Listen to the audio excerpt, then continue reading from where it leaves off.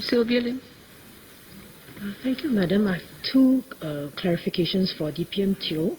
The first concerns what the bill is proposing regarding the role of the CPA and whether there's actually any change or not. Now, he referred briefly to my speech, but I'd like him to confirm whether I'm actually correct on this point.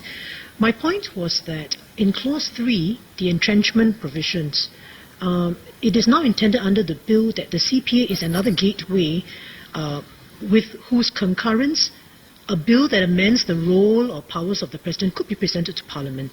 Under, I think, the existing framework, which is enacted but not in operation, the CPA does not have this role as a gateway. In other words, the existing mechanism, which is enacted but not in operation, has only the President or the referendum as a gateway, but now, in this proposed Clause 3, the CPA is an alternative gateway. So I'd like DPM to confirm whether I'm right on this point.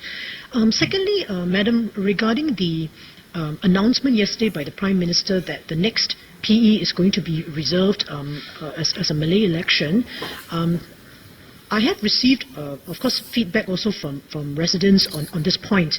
And there was an expression of surprise. And I think the PM said yesterday that it was based on Attorney General's Chamber's advice on how to count the terms.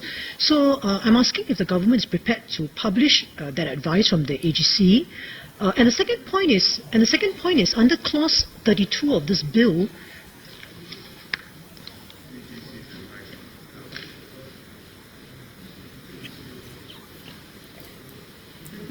Okay, and secondly, under Clause 32 of this bill, it's stated that Parliament has to pass a law to specify how to count when the first reserve election will be. It's under Clause 32. So am I right then that the government will actually come back to the House to present what the AGC has advised for us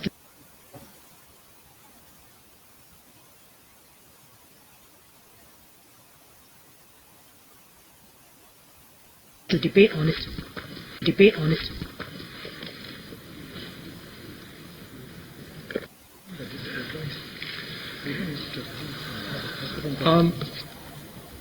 Ms. Sylvia Lim is correct in that on the entrenchment provisions, we have made some changes to the way the entrenchment provisions operate.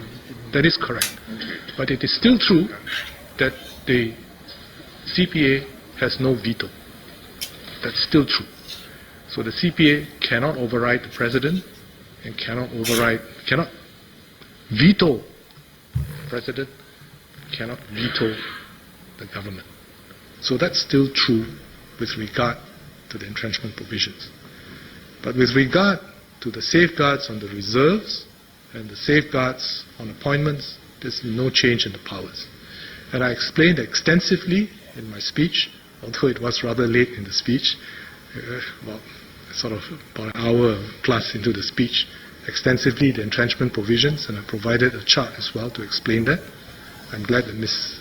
Lim looked at it carefully, and that's indeed so. And the purpose of doing so, as I explained, is to have the correct balance between rigidity and adaptability of our constitutional system. And Ms. Lim and the Workers' Party have expressed from time to time serious concerns about gridlock. And in fact, if you have serious concerns about gridlock, then you should welcome and support these changes. On the reserved elections and how to count, I would like to confirm that this is indeed the AGC's advice, and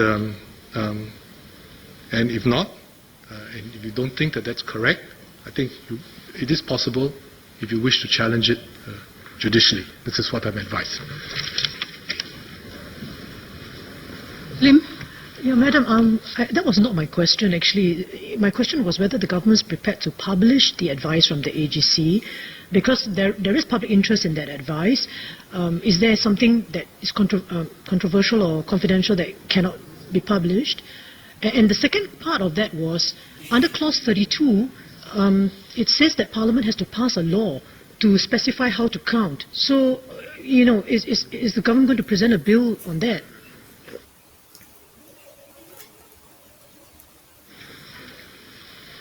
Madam Speaker, I think the Prime Minister said so yesterday. It's in the Hansard.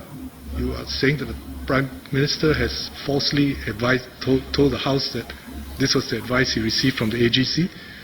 And yes, we will be passing a law, the Presidential Election Act, to state so, that these are the designated races and so forth. Yes, Ms. Lim.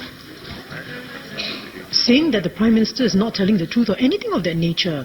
What I was saying was that there is public interest to read the advice, so I'm just asking whether the government is prepared to publish the advice from the AGC, that's all. I'm not accusing the Prime Minister of anything at all.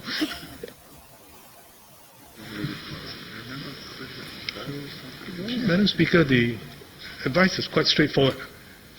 And I think it's not normal. Ms. Sylvia Lim is a lawyer herself. Not the usual thing that's done, to publish the lawyer's advice, because that's something which is provided to the Prime Minister. But I'll ask the Prime Minister to consider the matter. But, the Prime Minister has stated so.